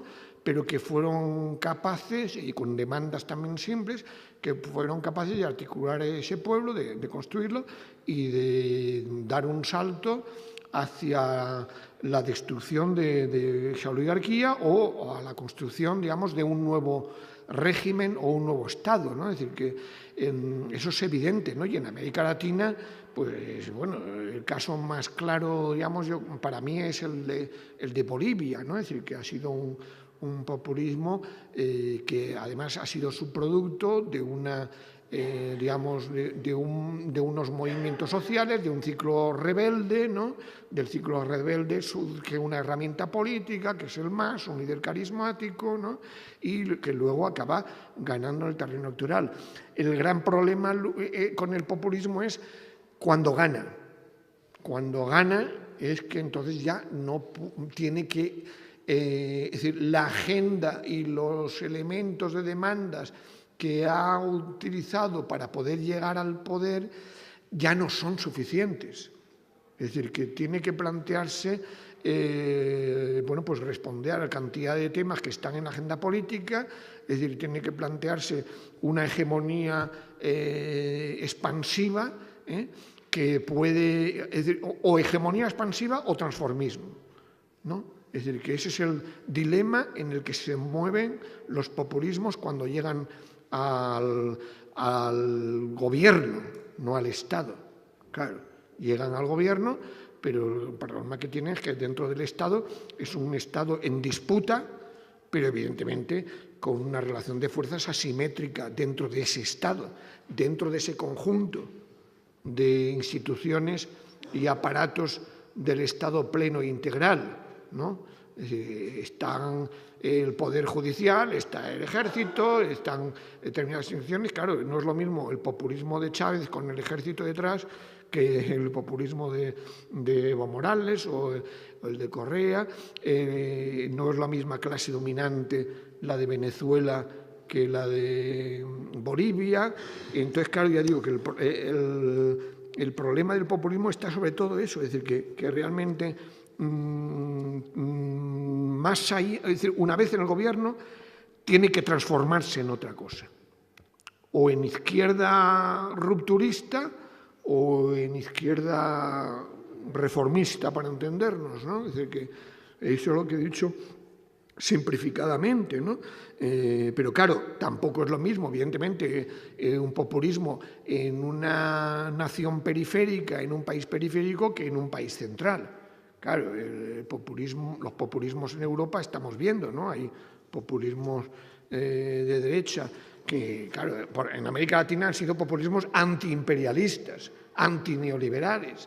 Aquí los populismos de derecha son populismos xenófobos, son populismos excluyentes, ¿no?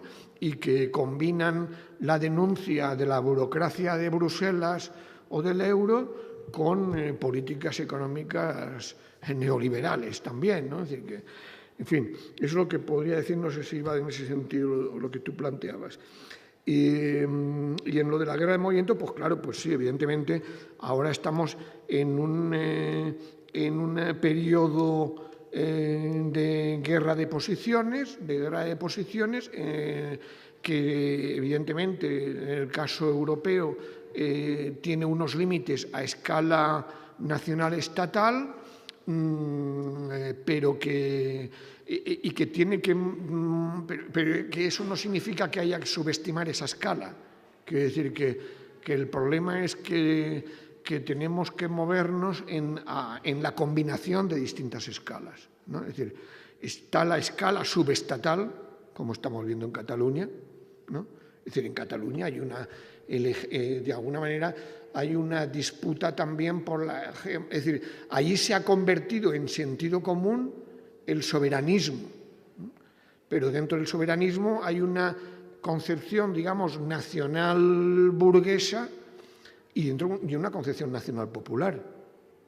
Es que luchan por la hegemonía dentro de ese movimiento soberanista, ¿no? Entonces, bueno, vamos a ver cómo evoluciona la cosa, pero ahí es decir, el problema es, digamos, que se pueden cambiar la relación de fuerzas, ir cambiando la relación de fuerzas a escalas diferentes, pero si no se combinan todas ellas, evidentemente, cada una por separado puede verse derrotada, ¿no? No sé si me explico. Es decir, que no se puede decir, no, vamos a tener que esperar a que haya un plan B para Europa para que aquí se cuestione el artículo 135, el pacto fiscal. Pues si esperamos, vamos de calle, ¿no? Es decir, que tenemos que empezar ya a plantear, digamos, una estrategia de desobediencia civil e institucional a unos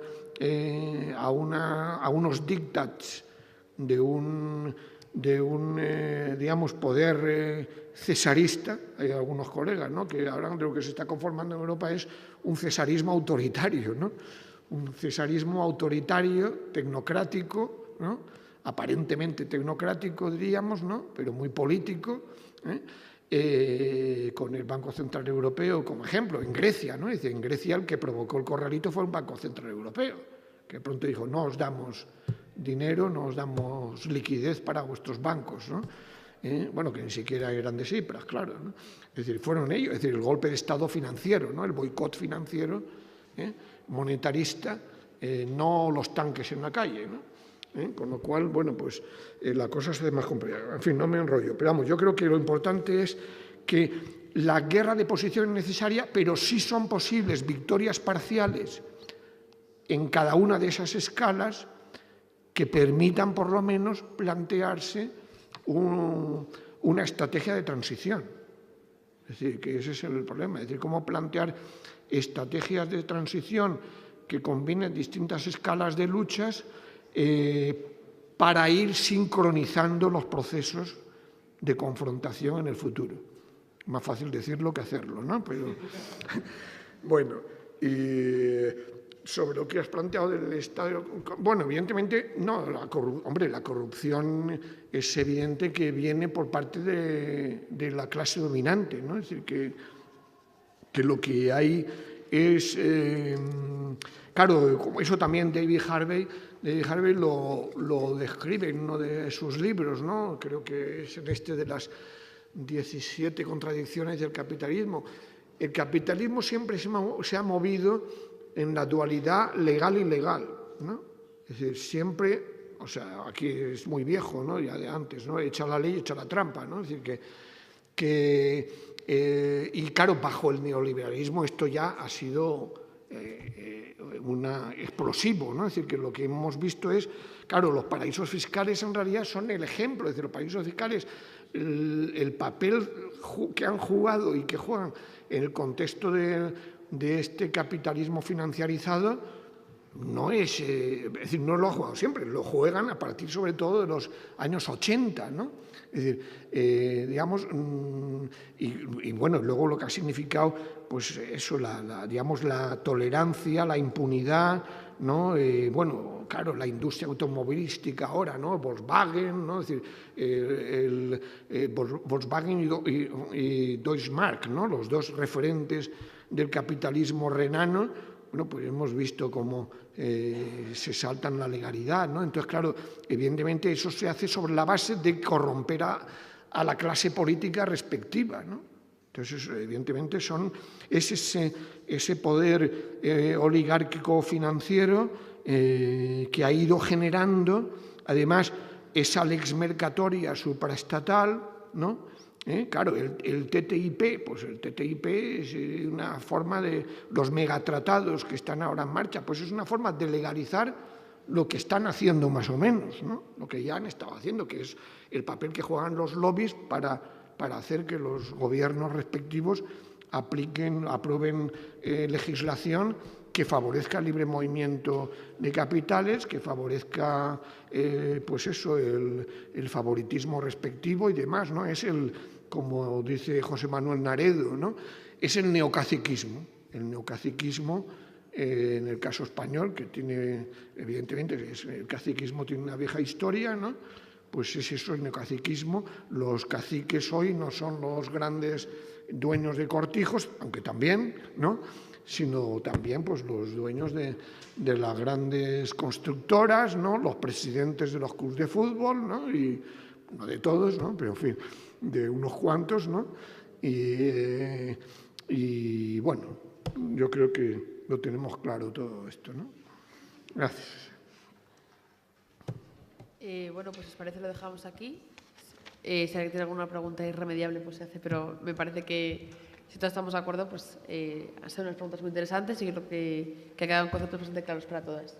Y bueno, darte las gracias, que ha sido una ponencia maravillosa y creo que todas hemos aprendido mucho colectivamente. Muchas gracias.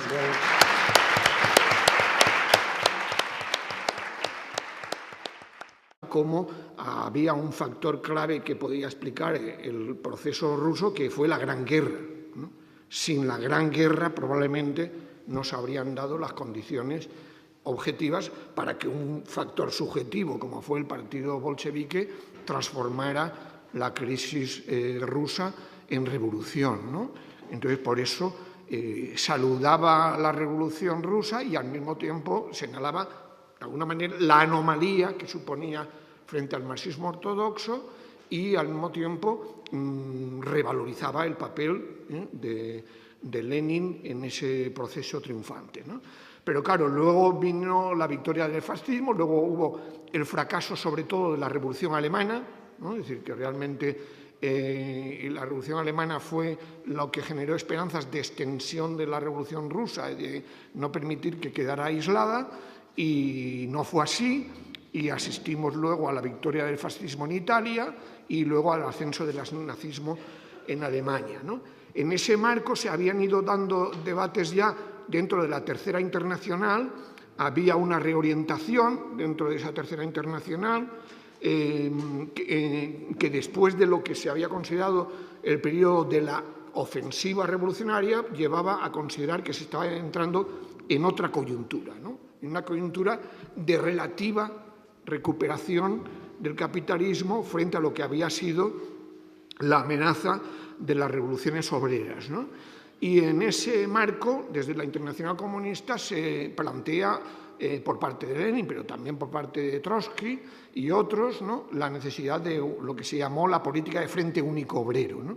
Política de Frente Único Obrero que tenía que ir ligada a la lucha por la hegemonía, pero entendida por la lucha por la hegemonía dentro de lo que era el conjunto del movimiento obrero, ¿no? Para que dentro de ese movimiento obrero, pues evidentemente hubiera al mismo tiempo la aspiración a ser hegemónicos en el conjunto de la sociedad. Por lo tanto, el concepto de hegemonía ya estaba usado, como os cuenta también Perry Anderson en el libro, desde prácticamente la última década del siglo XIX, en el debate en el contexto ruso, en el que el proletariado era una minoría numéricamente y se planteaba la necesidad de una alianza con otros sectores de la población, fundamentalmente con el campesinado, ¿no? Entonces, bueno, en ese marco es cuando ya hay, digamos, también un ascenso del estalinismo en la URSS y empieza a haber el giro ultraizquierdista del Quinto Congreso, ¿no?, en el que se considera que se está entrando, a partir sobre todo de 1927-28, en otra fase de crisis del capitalismo profunda, y se da un giro frente a la política de Frente Único Obrero anterior, se da un giro que se considera ultraizquierdista por parte de la oposición de izquierdas, que lleva a considerar que, bueno, pues que el fenómeno del fascismo era un fenómeno secundario, lo importante era la lucha contra el capitalismo, y en ese sentido no tenía sentido las políticas de Frente Único con los partidos obreros, ¿no?, los sindicatos, frente a amenaza, ¿no?, y esa amenaza fascista. Y eso va a tener un alto precio en Alemania cuando se califica a la socialdemocracia de socialfascista, por ejemplo, ¿no?, o prácticamente se considera que son lo mismo fascismo y socialdemocracia. Entonces, en ese contexto,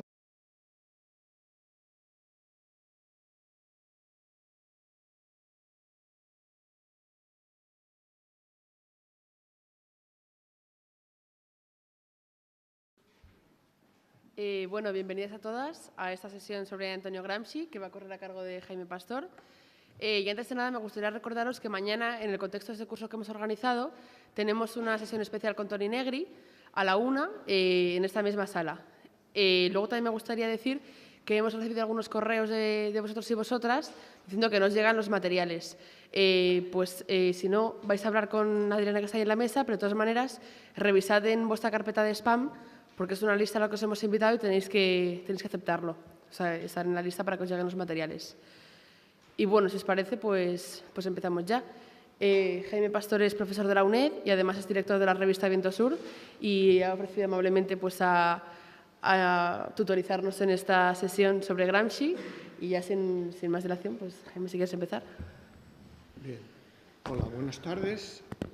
Bien, ante todo agradeceros a la Asociación Contrapoder, ¿no?, el haber sido invitado a este ciclo, que yo creo que es una muy buena iniciativa, y bueno, espero que os sirva para ponerse no solo al día, sino también ver la funcionalidad de ese pensamiento crítico para la práctica, ¿no?, para la práctica política y social y cultural, ¿no?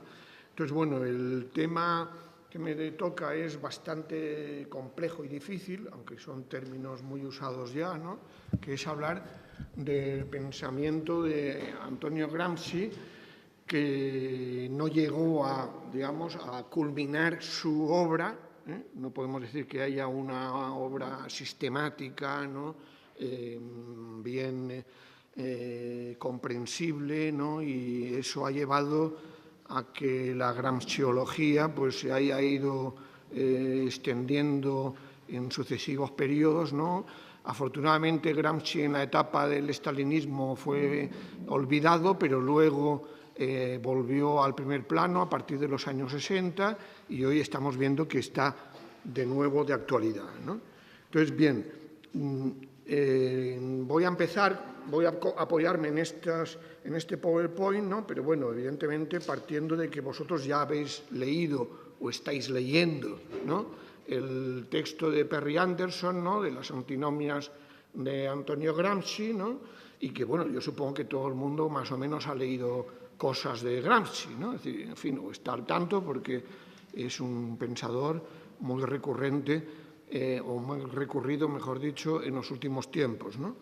Entonces, bueno, creo que primero hay que empezar por recordar el contexto histórico, ¿no? Es decir, que como veis aquí, claro, Gramsci es un dirigente del Partido Comunista Italiano, bueno, viene del socialismo, se afilia al Partido Comunista, juega un papel dentro de lo que es la revolución de los consejos de 1919-1920 en Italia, bajo el impacto de la Revolución Rusa. Sobre la Revolución Rusa él escribió un libro que llamó La Revolución contra el Capital, ¿no?, en el sentido de que decía, bueno, pues que no se adaptaba a la presunta ortodoxia marxista de que había que esperar a que la revolución se desarrollara en los países capitalistas más avanzados, ¿no?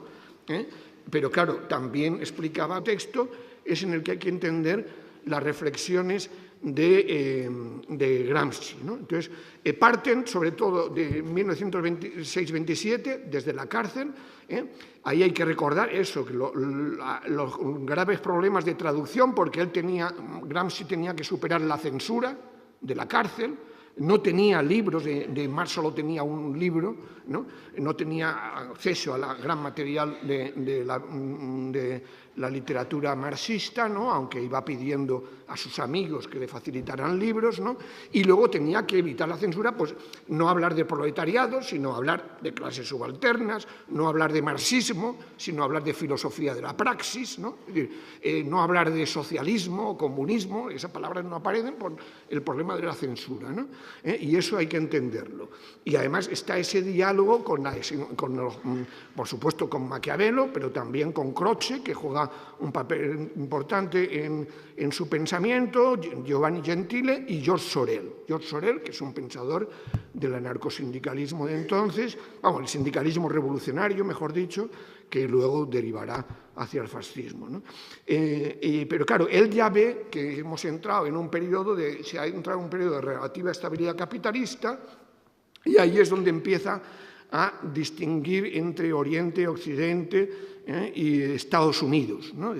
Sería América, ¿no? América. Entonces, yo creo que es importante, y eso, en fin, más o menos sí que queda relativamente bien descrito en el libro de Perry Anderson, ¿no? Es decir, lo que va destacando. Bueno, pues luego, si queréis, podemos citar frases, párrafos literales de Gramsci, pero yo creo que en esta primera exposición, para ver si me da tiempo a todo, pues no voy a dedicarme a